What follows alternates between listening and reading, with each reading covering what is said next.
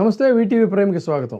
గోవాకి గవర్నర్గా వెళ్ళినటువంటి 75 సంవత్సరాల సీనియర్ మోస్ట్ టీడీపీ నాయకులు అశోక్ గజపతిరాజు గారిని ఆయన సామాజిక వర్గానికి సంబంధించిన అంటే క్షత్రియ సంఘం వారు ఆయన్ని ఘనంగా సత్కరించడానికి సత్కార కార్యక్రమాన్ని ఏర్పాటు చేశారు. సో ఈ సత్కార కార్యక్రమంలో పాల్గొన్న తర్వాత ఆయన్ని మీడియా వారు అడుగుతూ అక్కడ ఋషికొండలో ఏర్పాటు చేసినటువంటి జగన్మోహన్ రెడ్డి గారి హయాంలో ఋషికొండలో ఏర్పాటు చేసినటువంటి ఆ ప్యాలెస్ ని ఏం చేయాలి అని చెప్పని అడిగితే ఆయన అందరూ కూడా విభ్రాంతికి గురయ్యేటువంటి రీతిలో దాన్ని పిచ్చి ఆసుపత్రికి పెడితే బాగుంటుంది, మిగతా కార్యక్రమాలు ఏం చేసినా కూడా అక్కడ అంత ఇదిగా ఉండదు అని చెప్పని అనగానే ఒక్కసారిగా అవాక్ అయిపోయారు. వాస్తవానికి ఏంటి, ఇక్కడ ఆయన ఒక వయోధికుడు, పరిణతి చెందిన రాజకీయవేత్త, ప్లస్ ఒక రాజ్యాంగబద్ధమైనటువంటి పదవిలో ఉన్నటువంటి వ్యక్తి.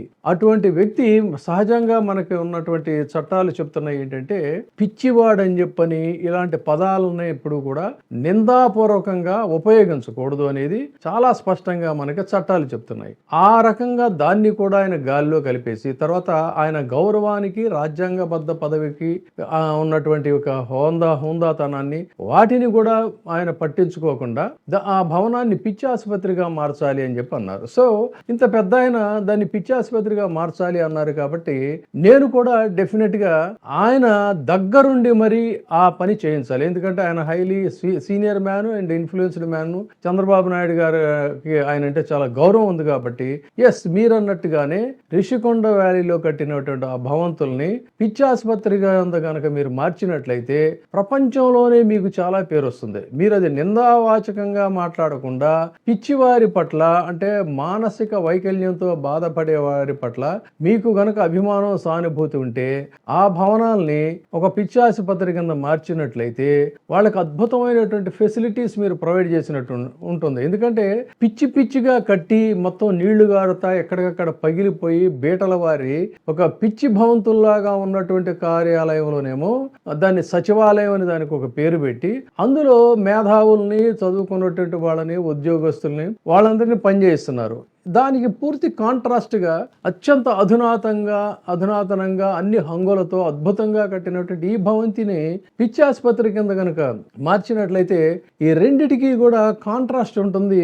ఆంధ్రప్రదేశ్లో పాలనా వ్యవహారం ఖచ్చితంగా ఒక యూనిక్గా ఉంటుంది. అందుకని మీరు అన్న మాటని మీరు దాన్ని ఇంప్లిమెంట్ చేయడానికి మీరు చర్యలు తీసుకోవాలి. ఏదో ఒక పాసింగ్ రిమార్క్ కింద కామెంట్గా జగన్మోహన్ రెడ్డి మీద ఉన్నటువంటి అక్కస్సుని తీర్చుకోవడానికి ఒక మాట అనేసి వెళ్ళిపోవటం కాదు.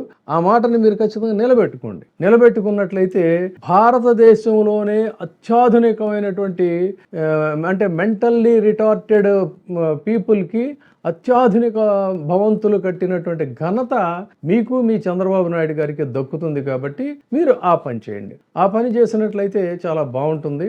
ఒకవైపు పిచ్చి ఆసుపత్రిని పోలినటువంటి తరహాలో ఇంకా చెప్పాలంటే అంతకంటే అధ్వానమైనటువంటి రీతిలోనేమో సచివాలయం ఉంది.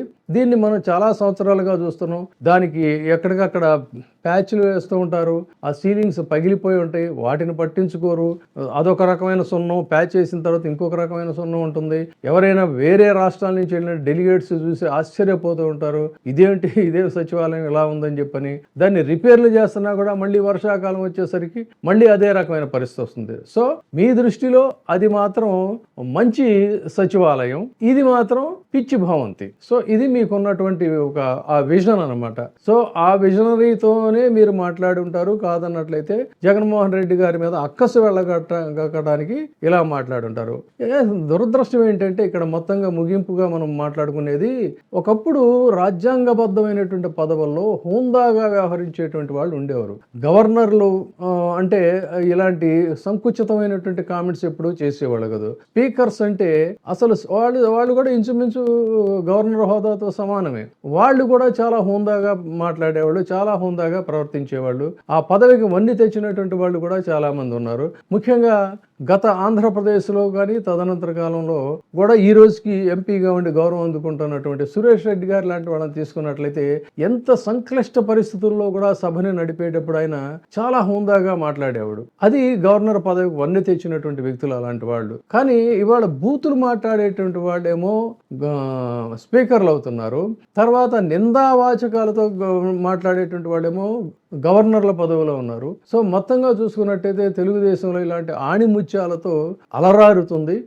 ఏది ఏమైనా కూడా అది మీ విఘ్నతగా వదిలేస్తూ మీ సంస్కారం, మీ సభ్యత, మీ మీ పరిణత ఇవన్నీ కూడా. కానీ నేను కూడా మీ మాటకి మద్దతు ఇస్తూనే ఉన్నాను కాబట్టి మీరు ఆ మాటను నిలబెట్టుకోండి.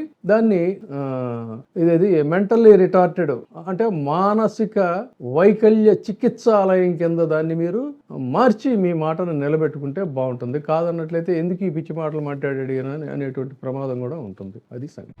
ఇప్పుడే సబ్స్క్రైబ్ చేయండి, లైక్ చేయండి, షేర్ చేయండి. VTV ప్రైమ్, నీ ఉత్తమాభిరుచుల సమ్మేళనం.